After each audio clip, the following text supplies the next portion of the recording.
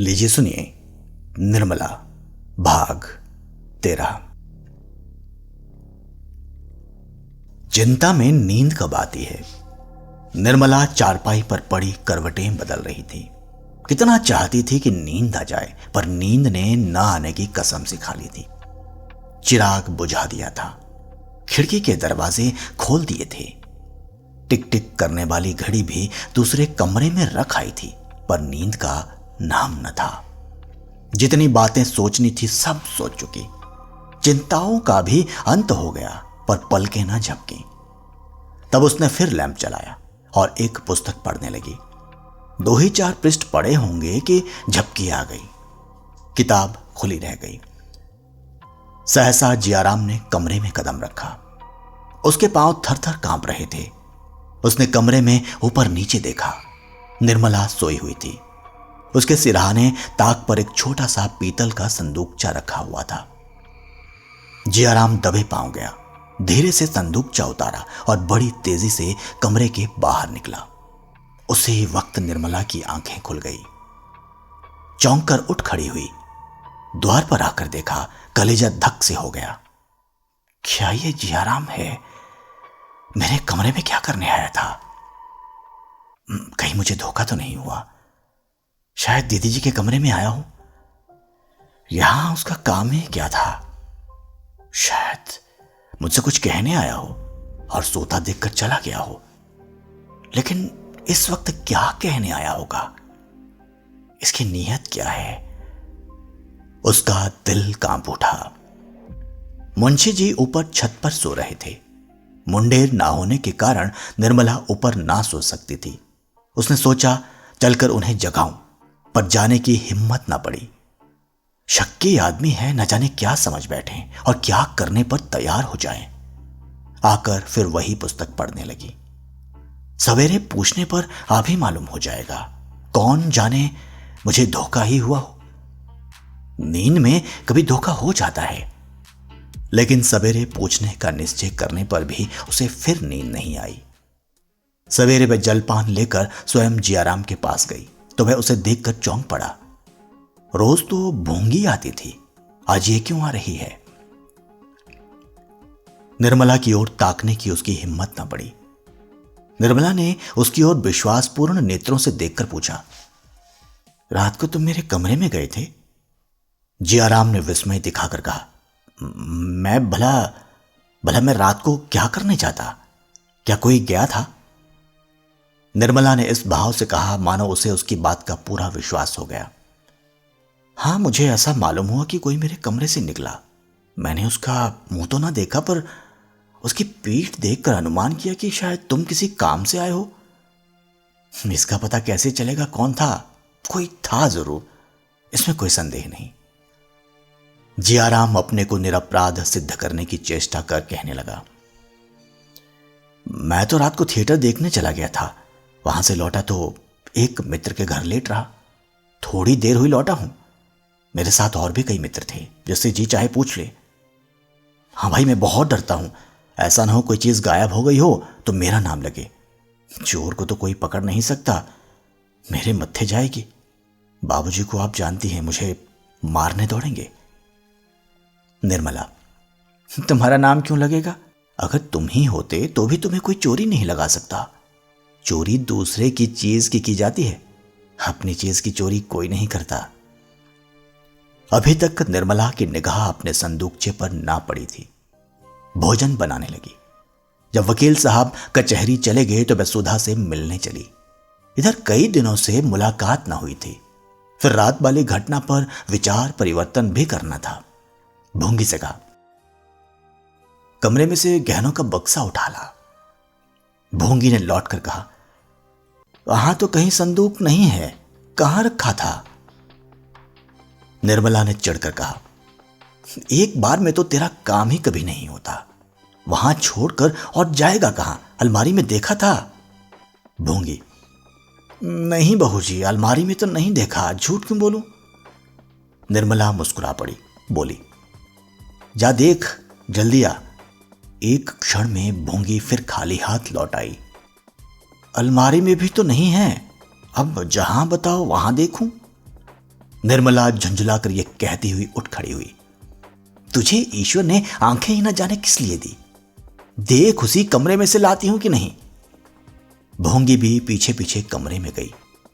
निर्मला ने ताक पर निगाह डाली, अलमारी खोल कर देखी, चारपाई के नीचे झांक कर देखा, फिर कपड़ों का बड़ा संदूक खोल कर देखा। बक्स का कहीं पता नहीं। आश्चर्य हुआ, आखिर बक्स गया कहां। सहसा रात वाली घटना बिजली की भांति उसकी आंखों के सामने चमक गई। कलेजा उछल पड़ा। अब तक निश्चिंत होकर खोज रही थी, अब ताप से चढ़ाई, बड़ी उतावली से चारों ओर खोजने लगी। कहीं पता नहीं। जहां खोजना चाहिए था वहां भी खोजा, और जहां नहीं खोजना चाहिए था वहां भी खोजा। इतना बड़ा संदूकचा बिछावन के नीचे कैसे छिप जाता, पर बिछावन भी झाड़ कर देख लिया। क्षण क्षण मुख की कांति मलिन होती जाती थी, प्राण नहीं में समाते जाते थे। अंत को निराश होकर उसने छाती पर एक घूंसा मारा और रोने लगी। गहने ही स्त्री की संपत्ति होते हैं, पति की और किसी संपत्ति पर उसका अधिकार नहीं होता। इन्हीं का उसे बल और गर्व होता है। निर्मला के पास 5-6 हजार के गहने थे। जब उन्हें पहनकर वह निकलती थी तो उतनी देर के लिए उल्लास से उसका हृदय खिला रहता था। एक एक गहना मानो विपत्ति और बाधा से बचने के लिए एक एक रक्षास्त्र था। अभी रात ही उसने सोचा था, जियाराम की लौंडी बनकर वह न रहेगी। ईश्वर ना करे वह किसी के सामने हाथ फैलाए। इस खेवे से वह अपनी नाव को भी पार लगा देगी और अपनी बच्ची को भी किसी ना किसी घाट पहुंचा देगी। उसे किस बात की चिंता है, इन्हें तो कोई उससे ना छीन लेगा। आज ये मेरे सिंगार है, कल को मेरे आधार हो जाएंगे। इस विचार से उसके हृदय को कितनी सांत्वना मिली थी। वही संपत्ति आज उसके हाथ से निकल गई। अब वह निराधार थी। संसार में उसे कोई अवलंब, कोई सहारा न था। उसकी आशाओं का आधार जड़ से कट गया। वह फूट फूट कर रोने लगी। ईश्वर, तुमसे इतना भी ना देखा गया।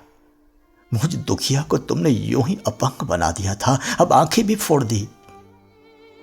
अब वह किसके सामने हाथ फैलाएगी, किसके द्वार पर भीख मांगेगी।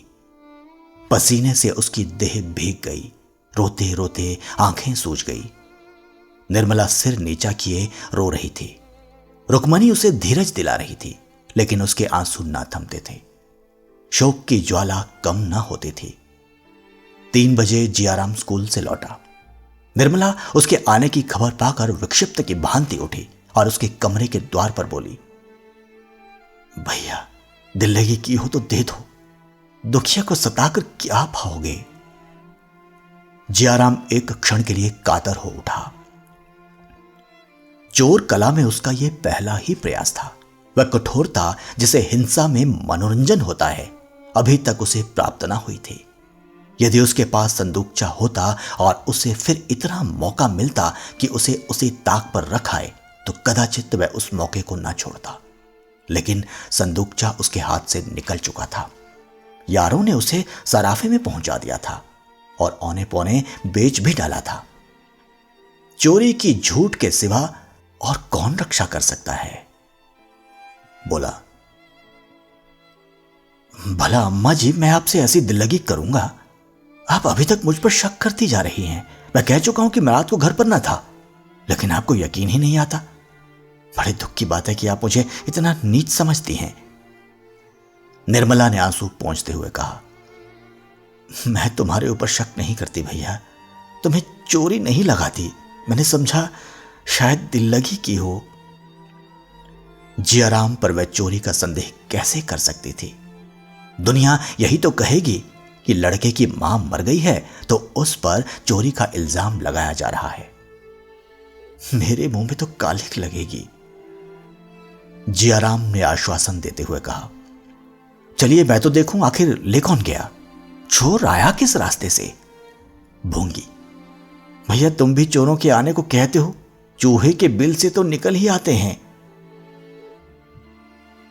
यहां तो चारों ओर खिड़कियां ही हैं। जी आराम, खूब अच्छी तरह तलाश कर लिया है। निर्मला, सारा घर तो छान मारा, अब कहां खोजने कहते हो। जी आराम, आप लोग सो भी तो जाती है मुर्दों से बाजी लगाकर। 4 बजे मुंशी जी घर में आए तो निर्मला की दशा देखकर पूछा, कैसी तबीयत है, कहीं दर्द तो नहीं है। ये कहकर उन्होंने आशा को गोद में उठा लिया। निर्मला कोई जवाब तो ना दे सकी, फिर रोने लगी।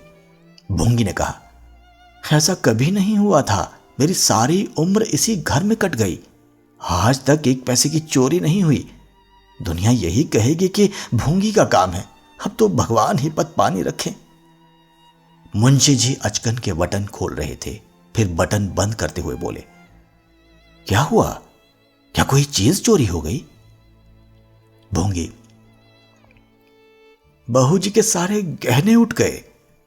मुंशी जी, रखे कहां थे। निर्मला ने सिसकियां लेते हुए रात की सारी घटना बयान कर दी, पर जियाराम की सूरत के आदमी को अपने कमरे से निकलने की बात न कही। मुंशी जी ने ठंडी सांस भरकर कहा, ईश्वर भी बड़ा अन्यायी है, जो मरे हैं उन्हीं को मारता है। मालूम होता है दिन आ गए हैं, मगर चोर आया तो आया किधर से, कहीं सेंध नहीं पड़ी और किसी तरफ से आने का रास्ता नहीं। मैंने तो कोई ऐसा पाप भी ना किया था जिसकी मुझे यह सजा मिल रही हो। बार बार कहता रहा, गहने का संदूकचा ताक पर मत रखो, लेकिन कौन सुनता है। निर्मला, मैं क्या जानती थी कि यह गजब टूट पड़ेगा। मुंशी जी, इतना तो जानते थे कि सब दिन बराबर नहीं जाते। आज बनवाने जाऊं तो 10,000 से कम न लगेंगे, और आजकल अपनी जो दशा है वह तुमसे छिपी नहीं। खर्च भर को मुश्किल से मिलता है, गहने कहां से बनेंगे। जाता हूं पुलिस में इत्तिला कराता हूं, पर मिलने की कोई उम्मीद ना समझो। निर्मला ने आपत्ति के भाव से कहा, जब जानते हैं कि पुलिस में इत्तिला करने से कुछ ना होगा तो क्यों जा रहे हैं। मुंशी जी, दिल नहीं मानता और क्या, इतना बड़ा नुकसान उठाकर चुपचाप तो नहीं बैठा जाता। निर्मला, मिलने वाले होते तो जाते ही क्यों, तकदीर में ना थे तो कैसे रहते। मुंशी जी, तकदीर में होंगे तो मिल जाएंगे, नहीं तो गए तो हैं ही। मुंशी जी कमरे से निकले। निर्मला ने उनका हाथ पकड़कर कहा, मैं कहती हूं मत जाओ, कहीं ऐसा ना हो लेने के देने पड़ जाए। मुंशी जी ने हाथ छुड़ाकर कहा, तुम भी कैसी बच्चों की सी जिद कर रही हो। 10,000 का नुकसान ऐसा नहीं है जिसे मैं यूं ही उठा लूं। मैं रो नहीं रहा हूं, पर मेरे हृदय पर जो कुछ बीत रही है वह मैं ही जानता हूं। यह चोट मेरे कलेजे पर लगी है। मुंशी जी और कुछ ना कह सके, गला फंस गया। वह तेजी से कमरे से निकल आए और थाने पर जा पहुंचे। थानेदार उनका बहुत लिहाज करता था, उसे एक बार रिश्वत के मुकदमे से बरी करा चुके थे। उनके साथ ही तफ्तीश करने आ पहुंचा। नाम था अलायार खां।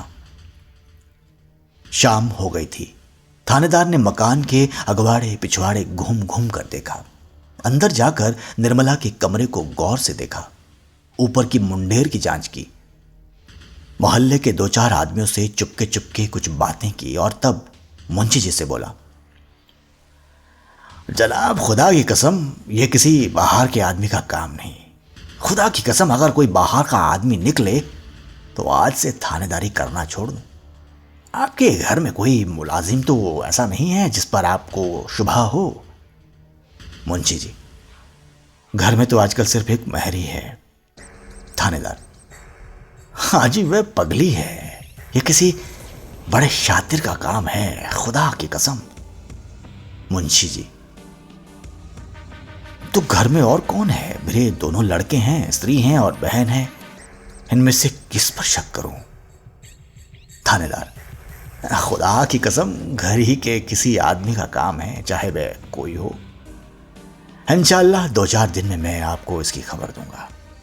यह तो नहीं कह सकता कि माल भी सब मिल जाएगा, पर खुदा की कसम चोर को जरूर पकड़ दिखाऊंगा। थानेदार चला गया तो मुंशी जी ने आकर निर्मला से उसकी बातें कही। निर्मला सहम उठी, बोली, आप थानेदार से कह दीजिए तफ्तीश ना करे, आपके पैरों पड़ती हूं। मुंशी जी, आखिर क्यों? निर्मला, अब क्यों बताऊं? वह कह रहा है कि घर ही के किसी आदमी का काम है। मुंशी जी, हाँ, उसे बकने दो। जियाराम अपने कमरे में बैठा हुआ भगवान को याद कर रहा था। उसके मुंह पर हवाइयां उड़ रही थी। सुन चुका था कि पुलिस वाले चेहरे से भांप जाते हैं। बाहर निकलने की हिम्मत ही न पड़ती थी। दोनों आदमियों में क्या बातें हो रही है ये जानने के लिए वह छटपटा रहा था। ज्यों ही थानेदार चला गया और भूंगी किसी काम से बाहर निकली, जियाराम ने पूछा, थानेदार क्या कह रहा था भूंगी? भूंगी ने पास आकर कहा, दाढ़ीदार कहता था घर ही के किसी आदमी का काम है, बाहर का कोई नहीं है। जियाराम, दादा ने कुछ नहीं कहा? भूंगी, कुछ तो नहीं कहा, खड़े हूं करते रहे। घर में एक भूंगी ही गैर है ना, और तो सब अपने ही हैं। जियाराम, मैं भी तो गैर हूं, तू ही क्यों? तुम गैर काहे को हो भैया? बाबूजी ने थानेदार से कहा नहीं घर में किसी पर उनका शुभा नहीं है? कुछ तो कहते नहीं सुना? बेचारे थानेदार ने भले ही कहा भूंगी तो पागल है, वह क्या चोरी करेगी। बाबूजी तो मुझे फंसाए ही देते थे। जियाराम, तब तो तू भी निकल गई, अकेला मैं ही रह गया। तू ही बता, तूने मुझे उस दिन घर में देखा था? नहीं भैया, तुम तो थिएटर देखने गए थे। गवाही देगी ना? ये क्या कहते हो भैया, बहूजी तफ्तीश बंद करा देंगी? सच? हाँ भैया, बार बार कहते हैं कि तफ्तीश ना कराओ, गहने गए जाने दो, पर बाबूजी मानते ही नहीं। 5-6 दिन तक जियाराम ने पेट भर भोजन नहीं किया। कभी 2-4 कौर खा लेता, कभी कह देता भूख नहीं है। उसके चेहरे का रंग उड़ा रहता था। रातें जागते कटती। प्रतिक्षण थानेदार की शंका बनी रहती थी। यदि वह जानता कि मामला इतना तूल खींचेगा तो कभी ऐसा काम न करता। उसने तो समझा था किसी चोर पर शुभा होगा, मेरी तरफ किसी का ध्यान भी न जाएगा, पर अब भंडा फूटता हुआ मालूम होता था। अभागा थानेदार जिस ढंग से छानबीन कर रहा था उससे जियाराम को बड़ी शंका हो रही थी। 7वें दिन संध्या समय जियाराम घर लौटा तो बहुत चिंतित था।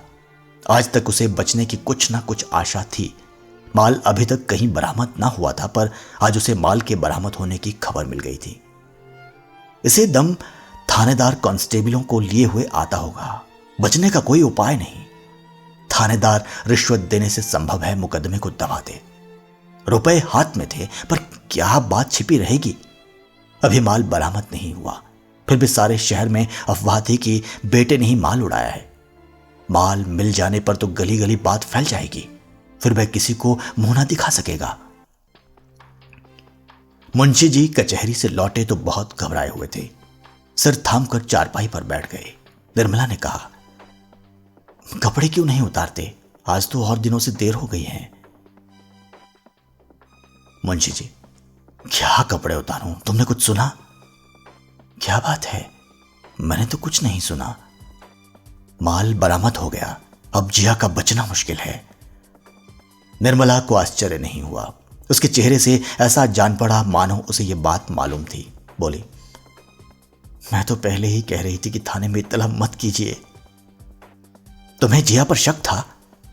शक क्यों नहीं था, मैंने उन्हें अपने कमरे से निकलते देखा था। फिर तुमने मुझसे क्यों ना कह दिया? यह बात मेरी कहने की ना थी। आपके दिल में जरूर ख्याल आता कि वह ईर्ष्यावश आक्षेप लगा रही है। कहिए यह ख्याल होता या नहीं, झूठ ना बोलिएगा। संभव है, मैं इनकार नहीं कर सकता। उस दशा में भी तुम्हें मुझसे कह देना चाहिए था, रिपोर्ट की नौबत ना आती। तुमने अपनी नेक नामी की तो फिक्र की, यह ना सोचा कि परिणाम क्या होगा। मैं अभी थाने से चला आता हूं, हलयार खां आता ही होगा। निर्मला ने हताश होकर पूछा, फिर अब? मुंशी जी ने आकाश की ओर ताकते हुए कहा, फिर जैसी भगवान की इच्छा। 1,000-2,000 रुपए रिश्वत देने के लिए होते तो शायद मामला दब जाता, पर मेरी हालत तो तुम जानती हो। तकदीर खोटी है और कुछ नहीं। पाप तो मैंने किए हैं, दंड कौन भोगेगा। एक लड़का था, उसकी वह दशा हुई, दूसरे की यह दशा हो रही है। नालायक था, गुस्ताख था, कामचोर था, पर था तो अपना ही लड़का। कभी ना कभी चेत ही जाता। ये चोट अब ना सही जाएगी। निर्मला, अगर कुछ दे दिलाकर जान बच सके तो मैं रुपए का प्रबंध कर दूं। कर सकती हो? कितना रुपए दे सकती हो? कितना दरकार होगा? 1,000 से कम में तो शायद बातचीत ना हो सके। मैंने एक मुकदमे में उससे 1,000 लिए थे। वह कसा राज निकालेगा।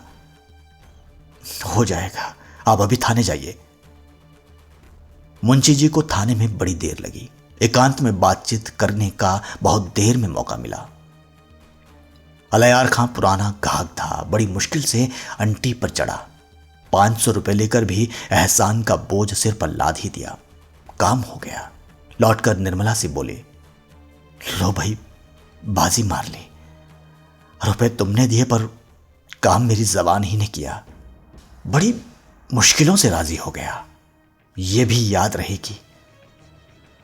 जयराम भोजन कर चुका है? निर्मला, कहां? वे तो अभी घूम कर लौटे ही नहीं। मुंशी जी, 12 तो बज रहे होंगे। कई दफे जा जाकर देख आई, कमरे में अंधेरा पड़ा हुआ है।